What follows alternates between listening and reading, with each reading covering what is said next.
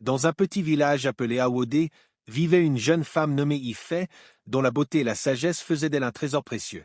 Sa voix envoûtante accompagnait les matins de pêche et les soirs de conte au coin du feu. Ifé était amoureuse de Kélé, un jeune pêcheur courageux. Malgré leurs différences de statut, leur amour était comme les vagues de l'océan, incessant et puissant. Cependant, l'amour entre Ifé et Kélé n'était pas destiné à se dérouler sans épreuve. Un jour, le chef du village, le redoutable Obéa Adeniran, convoqua Ifé au palais. Fasciné par sa beauté et sa grâce, il lui déclara qu'elle serait sa prochaine épouse. Ifé, le cœur rempli d'angoisse, s'agenouilla devant l'Obéa. Elle expliqua que son cœur appartenait déjà à un autre, mais les sentiments de l'Obéa, nourris par son arrogance et son autorité, ne se souciaient pas des désirs d'une simple villageoise.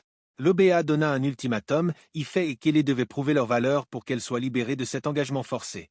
L'épreuve qu'il leur imposa semblait insurmontable.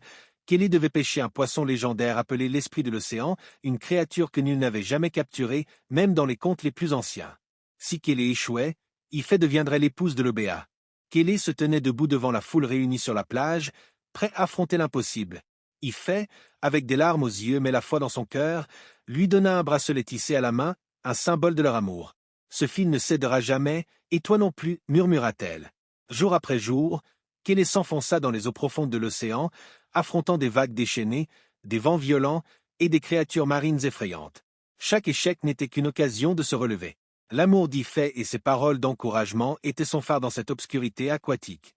Pendant ce temps, Ifé subissait les menaces croissantes de l'Obéa, mais elle persista dans ses prières, sûre que Kélé reviendrait.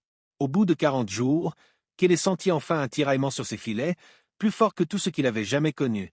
L'esprit de l'océan se révéla sous une forme éblouissante, un poisson aux écailles scintillantes comme des étoiles, capable de parler. « Pourquoi me veux-tu, humble mortel ?»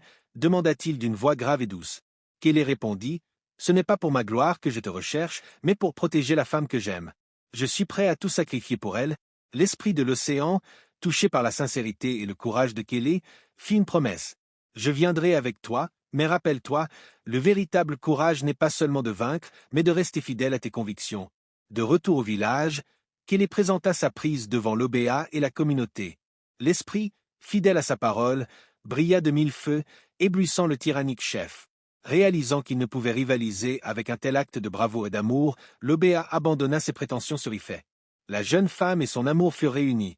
Leur union fut célébrée non seulement pour son romantisme, mais aussi comme une preuve vivante que l'amour, le courage et la persévérance pouvaient triompher de toute injustice. Le courage ne réside pas seulement dans les grandes actions héroïques, mais dans la persévérance face aux obstacles et dans la foi inébranlable envers ce qui est juste et vrai.